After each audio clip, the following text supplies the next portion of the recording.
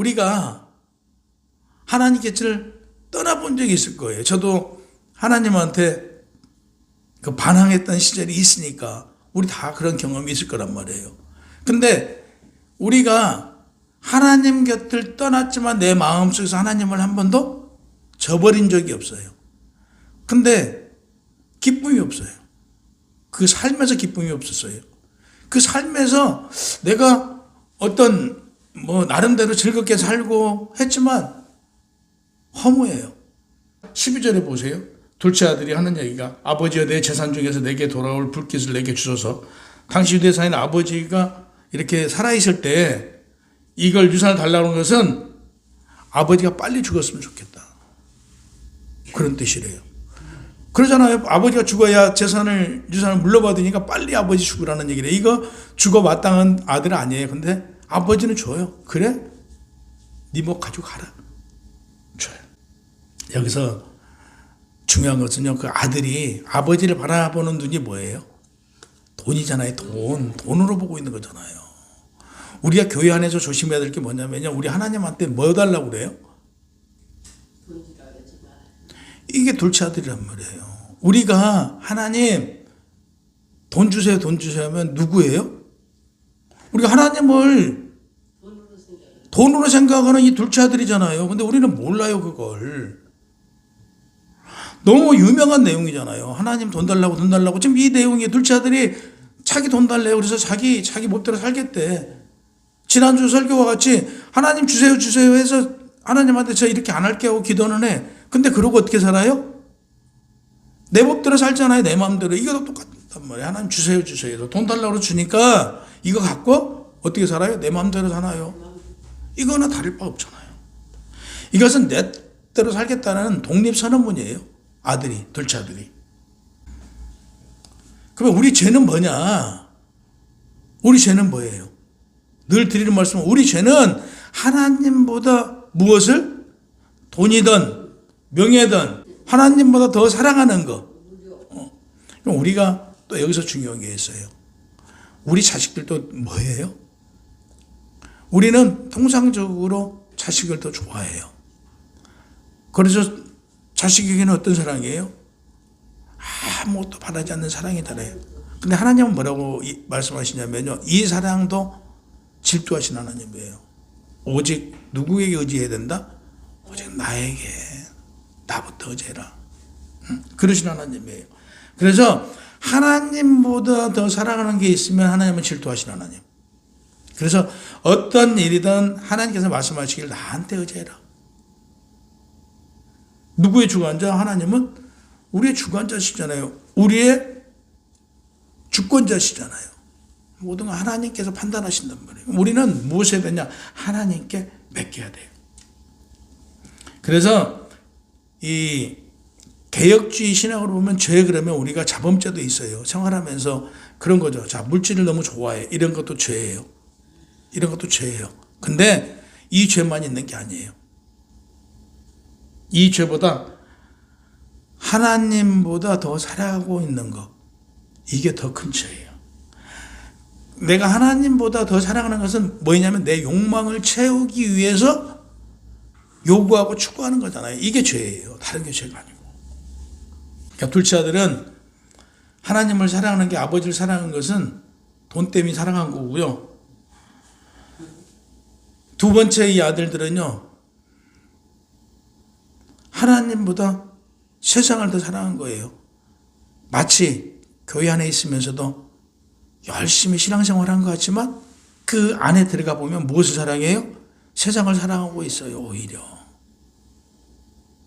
그러니까 큰아들이나 둘째 아들이나 별로 다르잖아요.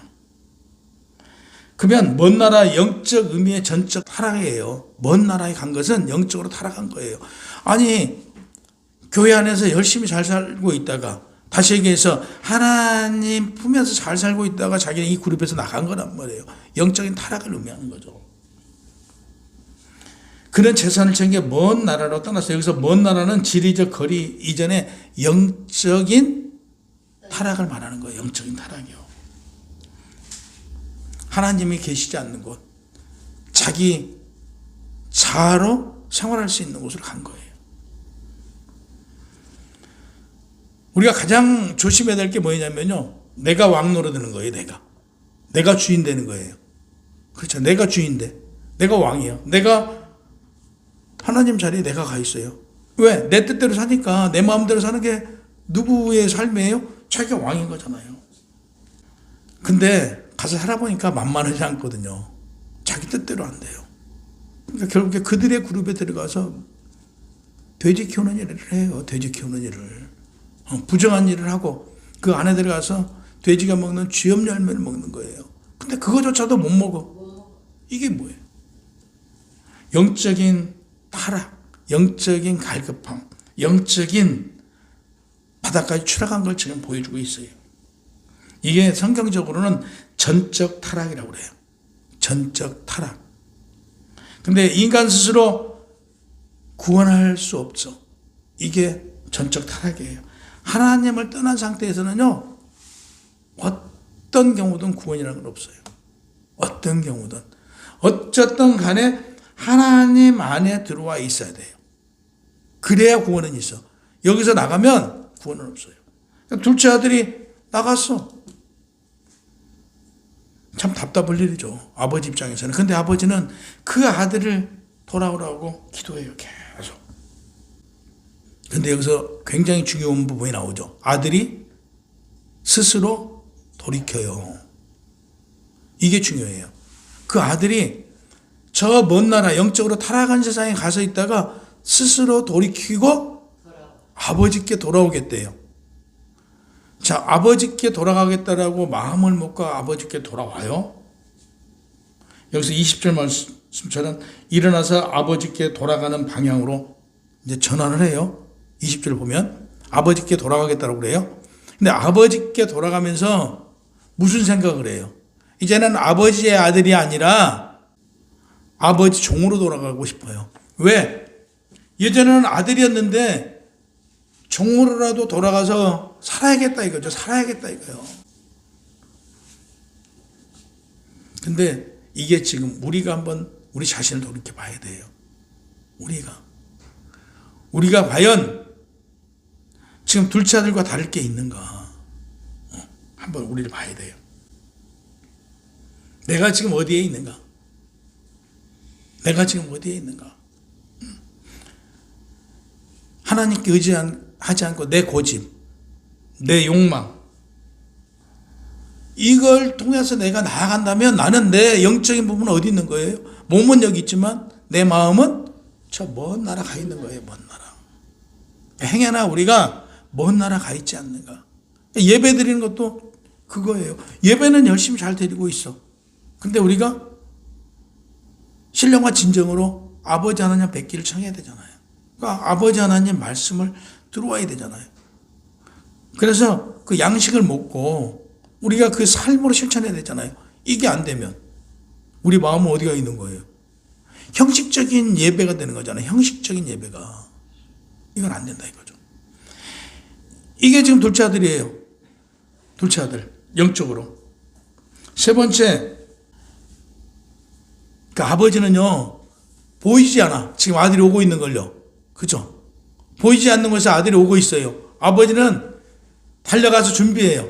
그 아들을 맞이하려고 기다리고 있단 말이에요. 그 아버지가 저 멀리서 오고 있는 아들을 기다리고 있어요. 그 아들이 돌아오니까 아버지가 달려가요. 아들이 달려간 게 아니고 아버지가 달려가서 안아줘요. 그리고 입을 맞춰요. 아들은 아버지 저는 그럴 자격이 없습니다. 종으로 받아주시옵소서. 근데 아버지는 네가 종이 아니고 돌아왔으니 이제는 아들이다. 아들. 다독거려주고 주셔. 이게 아버지다. 이게 하나님이에요. 그 아버지는 그 아들이 쓴 돈에 대해서 얘기하지 않았어요. 따지도 않았어요. 아무것도 묻지 않았어요. 그냥 사랑으로 네가 돌아온 것만으로도 나는 행복하다. 네가 죽었던 아들이 돌아온 것만으로도 나는 고맙다. 왜 이제야 돌아왔냐? 그게 아버지의 마음이에요. 그게 아버지의 마음. 옷은요, 우리 신분이에요. 우리 수치를 가려주는 거예요. 더러운 것을 옷을 입히잖아요. 창세기에서도 아담과 하와한테 옷을 입히잖아요. 이게 허물을 덮어주는 거예요. 죄와 허물을 이렇게 덮어주는 거예요. 의의 옷이에요. 가락지는 잃어버렸던 아들의 권세를 주는 거예요. 우리가 권세는 뭐예요? 도장이잖아요. 그래서 아들에게 너는 나의 아들이란 권세를 주는 거예요. 세 번째, 신발은 아들이 그때 당시는 다 신발을 안 신었어요. 맨발로 다니고 그랬잖아요. 근데 이때는 종은 맨발로 다니는데 신을 시키는 것은 어떤 신분이에요? 아들의 신분을 주는 거예요. 이게 얼마나 은혜예요. 이게 하나님의 은혜예요. 너는 이제 종이 아니고 사랑하는 나의 아들이다. 이게 칭의예요.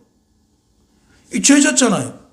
죄덩어리잖아요. 아버지한테 떠났어. 재산까지 다 가지고 가서 다 당치놓고 왔어. 근데 그 아들에게 오늘 신분 회복시켜. 죄 덮어줘. 마지막에 너는 내 아들이다. 아들로 인정해 주잖아요. 다시 얘기해서 지금 이 세 가지는요, 예수님과 같이 우리를 만드신 거예요. 하나님께서. 아들로 죄와 허물을 덮어주고 권세를 주신 거란 말이에요. 아들에게 준 거예요. 예수님한테 주었던 그 권세를 우리한테 준 거란 말이에요. 하나님께서. 그래서 부활은요, 우리가 부활은 새 생명을 얻는 거예요. 다시 얘기해서 부활은 하나님 품에서 새로운 피조물로, 새로운 하나님의 자녀로 우리가 태어나는 거란 말이에요. 오늘 큰아들이 그 하는 행동을 봐요. 큰아들. 동생이 돌아왔어요. 그러고 나서 밭에 있다가 보니까 잔치가 벌어져 있어. 근데 여기 중요한 것은요, 물어봐요. 도대체 뭔 일이냐 그랬더니 당신 동생이 돌아와서 아버지가 살찐 소를 잡아서 잔치를 벌였다. 그러니까 아들이 뭐라고 그래요? 여기서 집에 들어가질 않아요. 기분 나쁜 거예요. 기분 나쁘니까 집에 돌아가질 않아요. 그러니까 아버지가 오라고 그래요. 그러니까 그 아들이 아버지한테 뭐라고 그래요? 오늘 본절 보세요. 나는 열심히 집을 떠나지도 않고 열심히 일을 하고 있는데 재산을 가지고 떠나가서 뭔 짓을 하고 뭔 짓을 해갖고 다 탕진하고는 아들을 위해서 살찐 송아지를 잡아줬대요. 그러면서 뭐라고요?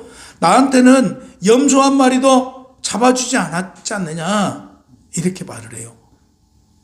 이게 하나님의 사랑이 있어요, 그 아들한테? 하나님의 사랑이 없는 거예요. 여기서 중요한 것은요, 이 아들의 자세예요. 아들이 지금 아들로 있는 거예요. 이 아들은 아들의 자세가 아니고 종의 자세예요. 종은 그럴 수 있어요.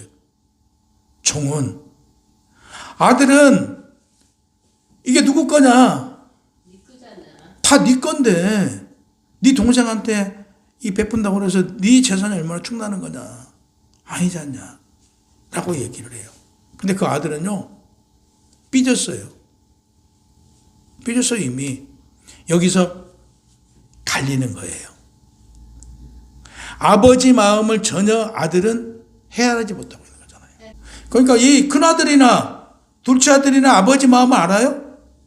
그럼 우리가 둘째 아들이 아니야. 그럼 우리 교회에 있는 지금 우리가 누구예요? 큰아들일 수 있어요. 그러니까 우리가 지금 교회 안에 있으면서 나는 오래 교회를 다녔어. 나는 교회에 열심히 봉사했어. 나는 교회에 열심히 헌신하고 교회에 11조하고 교회를 위해서 열심히 했어. 근데 새로운 사람이 하나 들어왔어. 근데 그 사람한테 잘해줘. 나는 열심히 잘하고 있는데 왜 새로운 사람한테 신경 쓰고 목사님은 잘해요? 이거 누구예요? 이게 지금 큰아들이잖아요. 이게 큰아들. 우리가 교회 안에서 이럴 수 있다 이거죠. 우리가 교회 안에서 이럴 수 있다 이거죠. 이 교회에 부흥 되겠어요? 부흥 안 돼요. 이 큰아들이 하나님 나라를 알아요? 모르잖아요. 오히려 죄를 짓고 재산을 탐진하고 돌아온 아들은 하나님을 좀 깨달았어요. 그래서 나는 하나님 곁에 가야 살 수 있다는 걸 알고 돌아왔어요. 근데 이 큰아들은 모르는 거예요. 아버지의 마음을. 일도 모르는 거예요. 그 재산. 어디다 욕심내고 있어요, 지금 아버지를? 큰아들도 결국에 돈을 바라보고 있잖아요. 이게 우리들의 마음일 수 있다. 우리들일 수 있다 이거죠. 네, 이거 조심해라 이거죠. 이거 조심해라. 그러니까 오늘 이 말씀을 기록해 놓은 이유는 우리들 조심해라 이거예요. 하나님은 언제든지 너희를 사랑하고 어떤 경우든지 너희를 이해하고 용서하고 받아주시는 하나님인데 너희는 그렇지 못하다 이거죠. 당시에 이 바리새인들이 이랬어요. 이 바리새인들이 자기들끼리 열심히 한 사람들끼리 자기들끼리 이렇게 그룹을 이뤘어요. 자기들끼리. 근데 오늘날 교회 안에 이런 모습이 있어요. 내가 열심히 하는데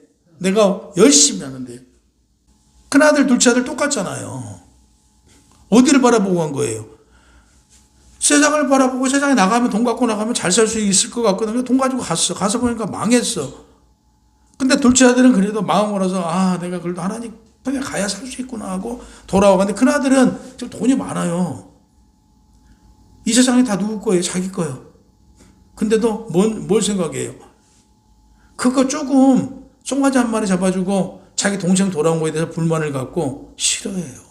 이게 신앙생활 하고 있으면서도 우리들의 모습일 수 있단 말이에요. 우리는 늘 뭐 해야 된다고요?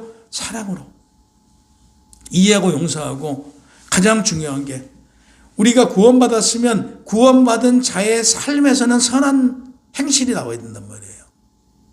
구원받은 자한테 선한 행실이 나오지 않고 악한 행실이 나온다고 하면 그게 어떻게 구원받은 자냐 이거지. 이걸 얘기를 해요. 오늘 예수 그리스도 부활은 우리가 더는 죄의 종노릇 하지 않고 하나님 아버지의 상속자로 영원한 잔치에 참여하게 되었다는 사실이에요. 이게 중요해요. 그래서 우리는 십자가로 담을 허무는 거예요.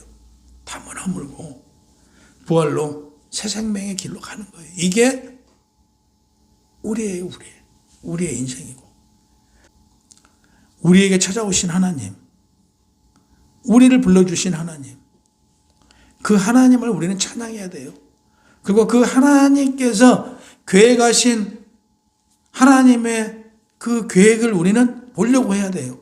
자꾸 그 계획이 무엇인가, 그 계획에 우리가 따라가려고 해야 돼요. 우리 생각, 우리 뜻, 내 고집, 이거 내려놔야 돼요.